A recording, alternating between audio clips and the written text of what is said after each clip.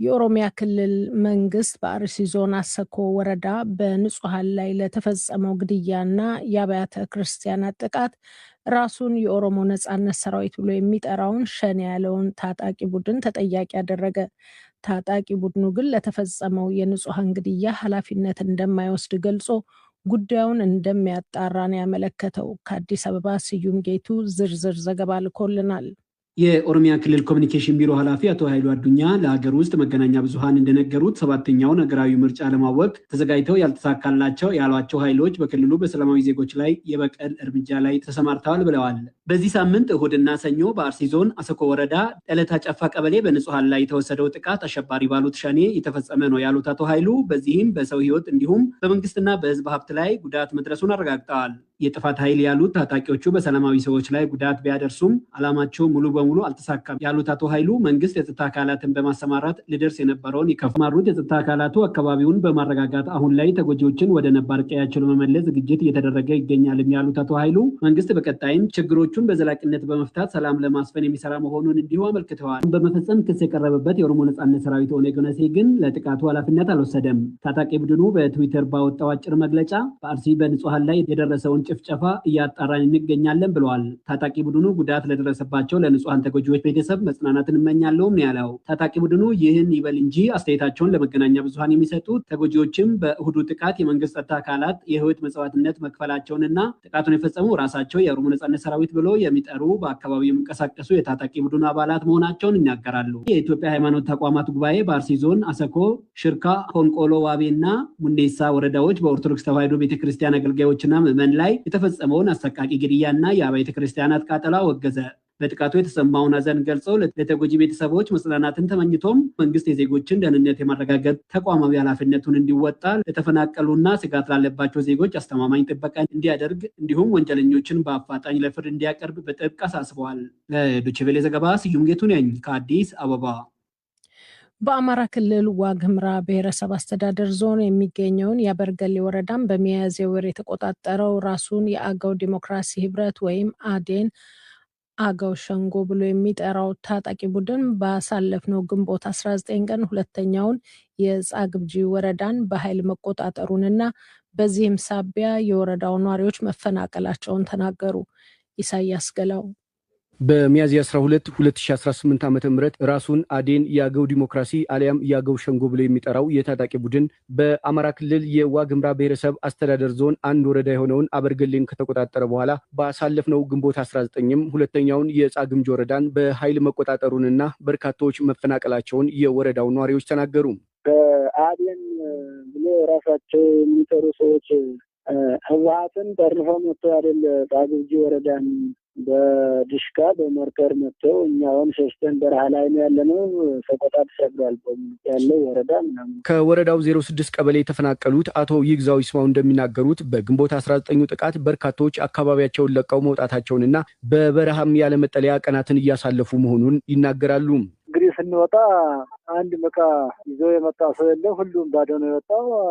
የወጣ ንብረት የለም። መኪና አይቀር ሁሉ አመራር አይቀር ተተነ የመጣ ነው። እስካሁን ድረስ እኛም ያለነው ወደ ተራራ አካባቢ ላይ በረሃ ላይ ነው ያለነው።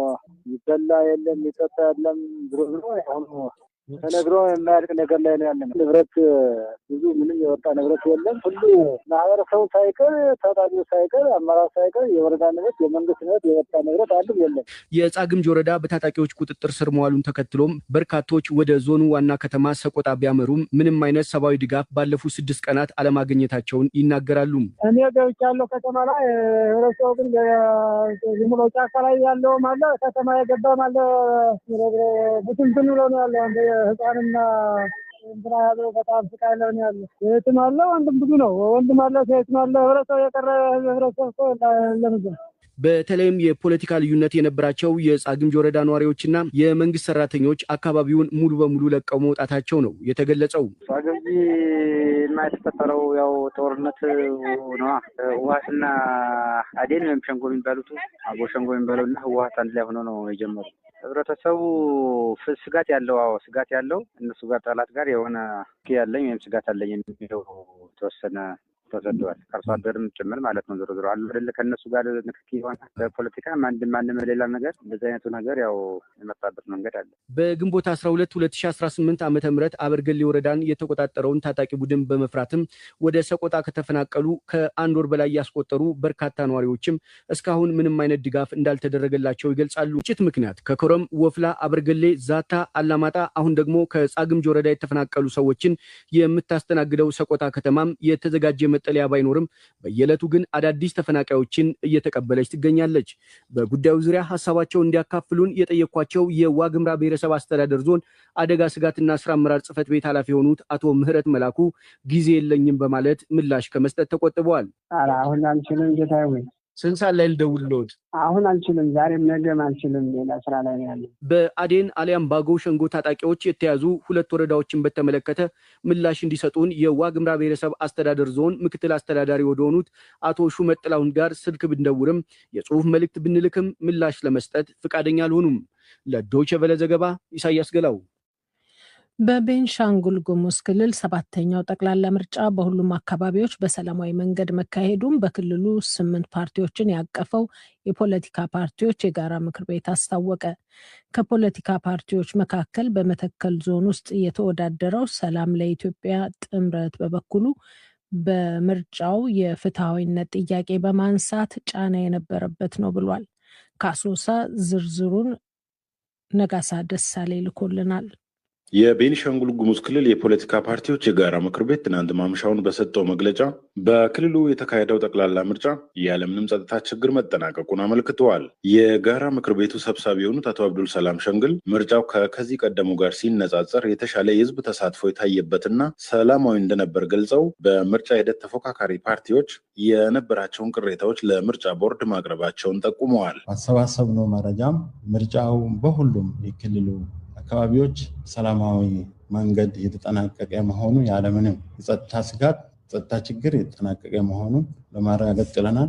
ይሄ ምርጫ እንግዲህ ፍጹም ነፃ ፍትሃዊ ነው ብሎ ለመደምደም ተወካሪ የፖለቲካ ፓርቲዎች ለምርጫ ቦርድ የተሰማቸውን ቅሬታ ያቀረቡትን ቅሬታ አለ። እሱንም ቅሬታ ምርጫ ቦርድ በሚሰጠው ምላሽ መሰረት እያንዳንዱ ፓርቲ እንግዲህ ውጤቱን ለመቀበል ዝግጁ መሆናችን እሱንም ጭምር ለማረጋገጥ እወዳለሁ። በመተከል ዞን ቡለንና ሽናሻ ልዩ ምርጫ ክልል የተሳተፈው ሰላም ለኢትዮጵያ ጥምረትም በምርጫ በተሳተፈባቸው ቦታዎች ከፍተኛ ጫናዎች እንደነበሩበት አመልክተዋል። በምርጫ ክልሉ ለህዝብ ተወካዮች የተወዳደሩት ዶክተር መብራቱ አለሙ በቅድመ ምርጫም ሆነ በምርጫ ዕለት የተለያዩ ጫናዎች እንደነበሩ በመግለጽ ይህንኑ ለምርጫ ቦርድ ማሳወቃቸውን ጠቁመዋል። የራሴ ምርጫ ክልል ላይ ትንሽ ምርጫ አልመስል ነው ያለኝ። አንደኛ ህዝቡ ነፃ አይደለም፣ ትራንስፖርት ቆሟል። ለገዢው ፓርቲ ብቻ የተፈቀደ አይነት ነገር ሌላው መንቀሳቀስ እንዳይችል ተደርጎ የሚፈልጉትን ያደረጉት የተማረው ወገን መርጦናል ነው። እኔ ምንድነው በራሱ ኮንፊደንት የሆነ መጽሐፍ ማንበብ የሚችል ሰዎች መርጠውናል። ከዛ ውጭ ያለውን ግን ገዢው ፓርቲ ራሱን አስመርጧል ባይ ነኝ። ለእኔ ፍትሃዊም አይደለም፣ ነፃም አይደለም፣ ዲሞክራሲያዊም አይደለም። ዞሮ ግን በሰላም መጠናቀቁ ትልቅ ነገር። የጉሙዝ ህዝብ ዲሞክራሲያዊ ንቅናቄን በበኩሉ በተወዳደረባቸው ቦታዎች ምርጫዎች ሰላማዊ በሆነ መልኩ መጠናቀቃቸውን አመልክተዋል። የፓርቲው ሊቀመንበር አቶ ይግራይ ጉደታ በተወዳደሩበት ካማሺ ዞን ያሶ በተባለ ወረዳ የነበረውን የምርጫ ሂደት አብራርተዋል። ምርጫ በሰላማዊ መንገድ ሰላማዊ ሆኖ ተጠናቋል። አንድም ነገር ሳይፈጠር። ነገር ግን ምርጫ ያሶ የተወዳደርኩበት ቦታ ጫና ነበረ።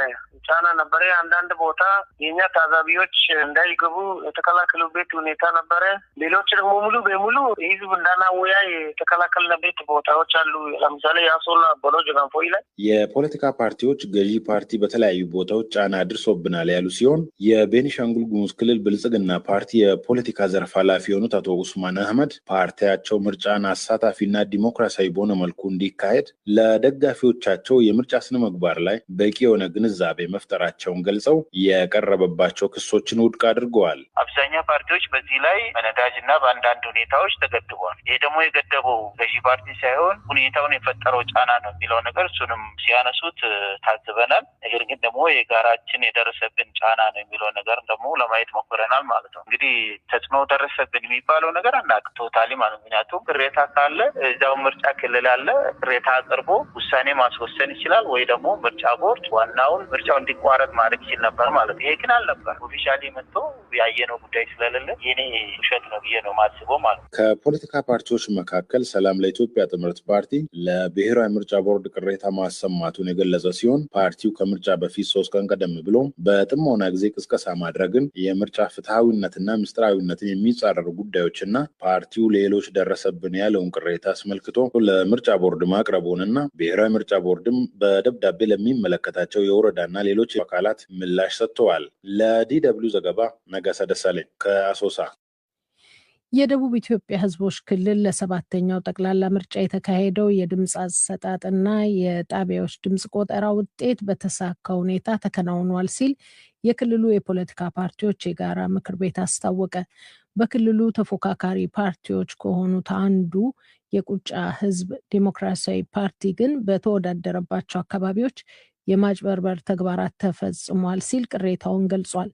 የፓርቲው ቅሬታ እንደደረሰው ያረጋገጠው የኢትዮጵያ ብሔራዊ ምርጫ ቦርድ በበኩሉ ቅሬታውን በሕግ ክፍሉ በኩል የሚጣራ ይሆናል ብሏል። ከሐዋሳ ሸዋንግዛው ወጋያው ዘገባ አለው።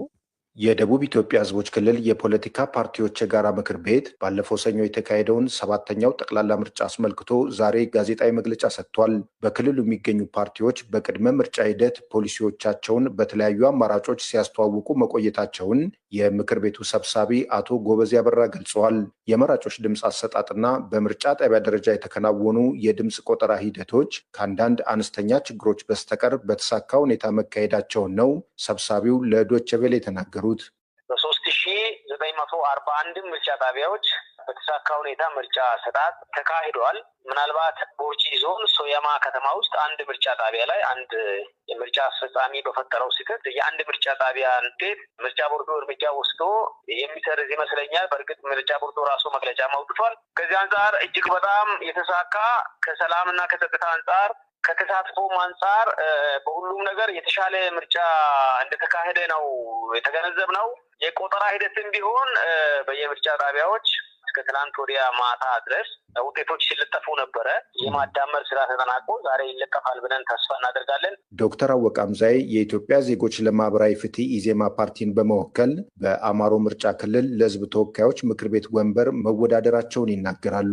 ዶክተር አወቀ በቅድመና ድህረ ምርጫ ሂደት የከፋ የሚባል ችግር አላጋጠመንም ብለዋል።